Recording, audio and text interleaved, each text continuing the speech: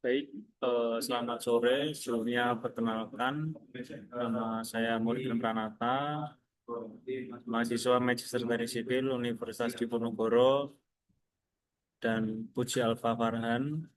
Di sini kami ingin mempresentasikan tugas kelompok manajemen operasi dan pemeliharaan mengenai operasi dan pemeliharaan lereng jalan tol Semarang Batang. Oke,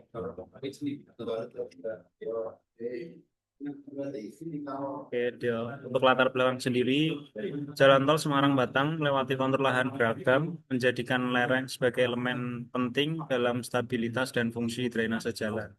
Resiko longsor dan erosi tinggi akibat curah hujan, tanah lempung ekspansif, dan beban lalu lintas yang berat. Pemeliharaan lereng yang efektif meliputi inspeksi rutin, pemantauan geoteknik, perawatan drainase, dan stabilisasi teknis. Teknologi seperti drone, sensor lereng, dan JIS mendukung pengelolaan lereng yang berkelanjutan. Untuk tujuannya sendiri yaitu menjaga keselamatan, kelancaran lalu lintas, dan kinerja jalan tol jangka panjang. Tujuan operasi dan pemeliharaan lereng. Kegiatan operasi dan pemeliharaan lereng bertujuan untuk satu, menjaga kestabilan lereng secara berkelanjutan agar tidak mengalami longsoran maupun keruntuhan. Yang kedua, mencegah kerusakan struktural jalan akibat pergerakan tanah atau genangan air. Yang ketiga, memastikan keselamatan pengguna jalan tol dari potensi bahaya longsor maupun keruntuhan batuan. Yang keempat, menjaga fungsi drainase lereng dan lingkungan sekitar, khususnya dalam menghadapi musim hujan. Dan yang kelima, memperpanjang umur layanan lereng melalui perawatan preventif dan korektif yang tepat. Untuk ruang lingkup sendiri, yaitu pekerjaan pemetaan potensi longsoran pada ruas jalan tol Semarang-Batang adalah sebagai berikut.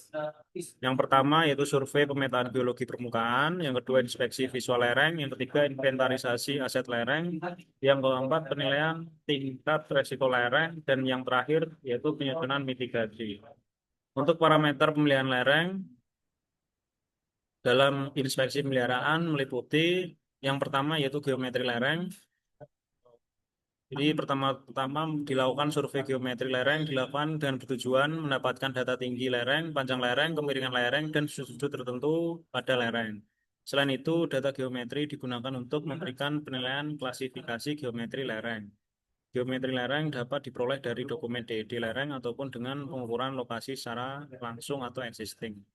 Yang kedua, yaitu fasilitas yang dipengaruhi oleh kinerja lereng. Jenis dan lokasi fasilitas di sekitar lereng mempengaruhi nilai consequence of life. Poin penting yang perlu didokumentasikan yaitu jarak fasilitas dari kaki lereng, tipe fasilitas, atau rumah, jalan, utilitas, dan lain-lain, dan sudut posisi fasilitas terhadap lereng. Informasi ini penting untuk penilaian resiko dan pembobotan konsekuensi pada lereng buatan. Dan yang ketiga yaitu penutupan permukaan lereng. Parameter tutupan lereng atau slope cover, pengumpulan data tutupan lereng bertujuan untuk mengetahui jenis pelindung atau vegetasi atau struktur, persentase area yang tertutupi, dan kondisi aktual pelindung lereng. Dilakukan melalui visual survei manual, hasil didokumentasikan dalam foto dan form isian. Dan yang keempat, ada pengaturan hidrogeologi lereng. Rembesan pada lereng dapat mengindikasikan potensi ketidakstabilan. Data yang dicatat mencakup yaitu lokasi rembesan, ada below main height atau bawah tengah lereng, dan above main height ada tengah atas lereng. Dan kondisi air, jernih, tidak membawa material, dan keruh, indikasi material tanah batuan terbawa. Dan jenis material yang keluar bersama air. Deteksi dini penting untuk mencegah kegagalan lereng. Dan yang kelima ada fitur geologi. Fitur geologi yang tampak pada lereng dapat mengindikasikan potensi ketidakstabilan. Data yang didokumentasikan meliputi yaitu ada litologi batuan dan sifat diskontinuitas dan arah dan kemiringan perlapisan, panjang dan jarak antar dikontinuitas, kekasaran dan isi celah dikontinuitas, lebar celah diskontinuitas, dan perkiraan volume potensi longsoran. Informasi ini penting dalam analisis risiko kestabilan lereng. Dan yang keenam ada ketersediaan dan kondisi drainase permukaan lereng. Survei dilakukan untuk memastikan fungsi saluran drainase berjalan dengan baik. Drainase yang rusak dapat menyebabkan aliran air langsung ke lereng, memicu erosi dan penurunan kestabilan. Data yang dicatat meliputi lokasi atau posisi drainase, dimensi dan tipe drainase, kapasitas aliran, dan kondisi aktual saluran. Drainase yang baik dapat menyebabkan lereng lebih stabil dan aman. Nomor 7, tanda distres dan ketidakstabilan lereng. Observasi didasarkan pada inspeksi langsung dan dokumen pemeliharaan. Tanda kerusakan parah atau ada retakan besar di puncak lereng, distorsi saluran atau tanggul, dan tonjolan atau penurunan lereng. Tanda kerusakan sedang yaitu ada retakan ringan pada pelindung lereng dan ada kerusakan minor saluran drainase. Indikasi pergerakan lereng harus dianalisis menyeluruh. Tindakan cepat diperlukan jika terdeteksi kondisi kritis.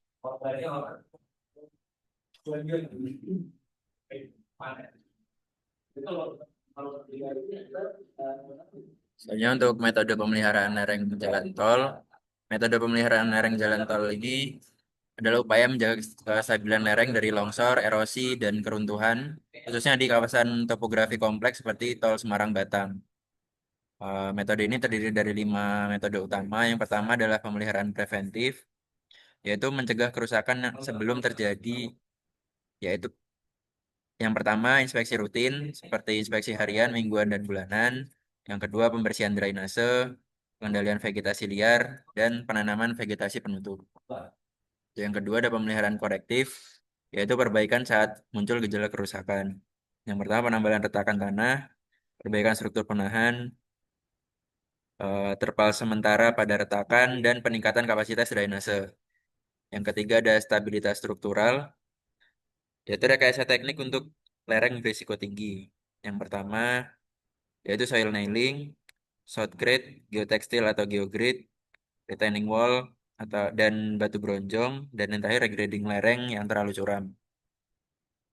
Yang keempat ada metode vegetatif atau bioengineering, yaitu kombinasi vegetasi dan teknik sipil yang ringan untuk lerengnya. Yang pertama adalah tanaman akar kuat, yang kedua hydroseeding, dan yang ketiga ada jaring kelapa atau matras jerami. Untuk yang terakhir ada monitoring dan pemantauan, yaitu pemantauan berkelanjutan untuk deteksi dini menggunakan inclinometer, piezometer, drone dan CCTV, dan software geoteknik seperti ArcGIS. Selanjutnya ada tantangan pemeliharaan lereng. Pemeliharaan lereng menghadapi tantangan teknis, alam, operasional, hingga sosial, khususnya di jalan tol dengan geologi kompleks seperti Semarang-Batang. Untuk tantangan yang pertama adalah tantangan geoteknis dan topografis, yaitu tanah ekspansif yang mudah jenuh air, kemudian kemiringan curam yang menyulitkan akses, dan potensi longsor yang tampak stabil namun berisiko tinggi. Yang kedua ada iklim dan hidrologi, yaitu curah hujan tinggi, erosi permukaan oleh limpasan air, dan drainase yang tersumbat. Yang ketiga ada operasional dan aksesibilitas. Yang pertama yaitu lereng sulit dijangkau. Yang kedua pekerjaan dekat jalan ganggu lalu lintas. Dan yang terakhir ada batasan waktu kerja. Yang keempat adalah teknologi dan monitoring. Tantangannya yaitu sistem pemantauan yang belum terintegrasi. Yang kedua data tidak selalu lengkap. Dan yang ketiga minim tenaga ahli yang sanggup untuk menginterpretasi data geoteknik. Tantangan yang kelima yaitu anggaran dan sumber daya, yaitu mencakup dana terbatas, stabilisasi struktural yang mahal, dan kekurangan tenaga geoteknik lapangan. Tantangan yang terakhir yaitu tantangan lingkungan dan sosial. Yang pertama, aktivitas warga mengganggu kestabilan. Yang kedua, limbah dan sedimentasi dari permukaan permukiman. Dan yang terakhir, penolakan masyarakat terhadap kegiatan konstruksi. Nah, berikut kesimpulan dari pemeliharaan lereng jalan tol, yaitu pemeliharaan lereng di Jalan Tol Semarang-Batang sangat penting untuk keselamatan, keandalan infrastruktur, dan kelancaran lalu lintas. Kondisi topografi kompleks dan tanah rawan longsor menuntut pendekatan pemeliharaan berkelanjutan. Metode yang digunakan meliputi metode preventif, korektif, dan struktural. Kemudian teknologi dan monitoring real time sangat diperlukan. Dan yang terakhir, tantangan seperti cuaca, akses, dan anggaran perlu penanganan lintas sektor dan terencana. Berikut adalah lesson learned dari pemeliharaan dari pemeliharaan lereng ini. Yang pertama adalah pencegahan lebih efisien daripada perbaikan, yaitu rutin inspeksi lebih murah dan efektif dibanding penanganan darurat. Yang kedua, teknologi bantu deteksi dini menggunakan alat monitoring seperti inclinometer, drone, dan piezometer. Yang ketiga, desain awal menentukan perawatan jangka panjang. Perencanaan geoteknik yang baik menjadikan minim pemeliharaan berat di masa depan. Yang keempat, ada kolaborasi dan edukasi masyarakat cukup penting, yaitu sinergi semua pihak ditambah kesadaran warga dapat menjaga stabilitas lereng. Dan yang terakhir, adaptasi sesuai kondisi lokal. Setiap lereng berbeda sehingga perlu pendekatan dinamis dan spesifik lokasi. Mungkin sekian presentasi mengenai pemeliharaan lereng jalan tol yang dapat kami sampaikan. Kurang lebihnya mohon maaf. Assalamualaikum warahmatullahi wabarakatuh.